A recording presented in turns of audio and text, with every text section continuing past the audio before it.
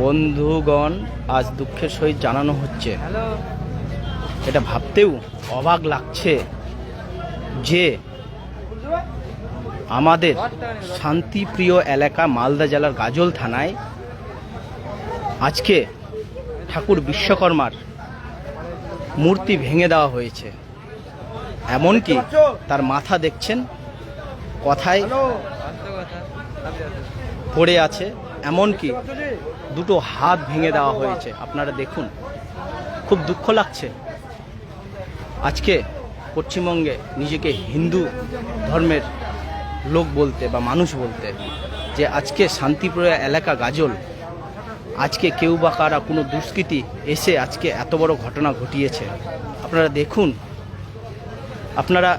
আমরা দেখেছি বাংলাদেশে জামাতের দলরা বা সেখানকার দুষ্কৃতীরা এরকম ঘটনা ঘটায়, কিন্তু আজকে দেখুন, আজকে আমরা ভাবছি যে আমাদের পশ্চিমবঙ্গে বা আমাদের ভারতে এগুলো হতে পারে না, কিন্তু আজকে আমরা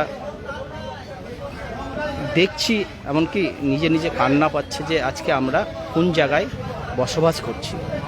এত বড় সাহস হতে পারে যে একটা ঠাকুরের মূর্তি কেউ বা কারা ভেঙে দিয়ে যাবে।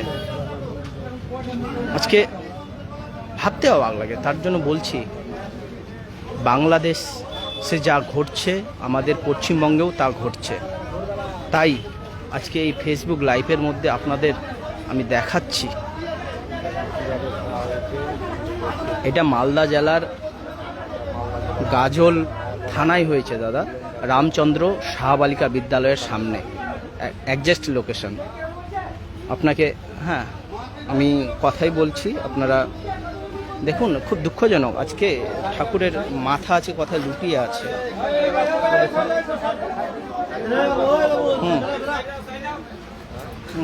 আজকে খুব দুঃখ, এটুকু বলে রাখছি। বাংলাদেশে হতে পারে, আমাদের এখানেও হচ্ছে, আমরা যাব কোথায় এরপরে।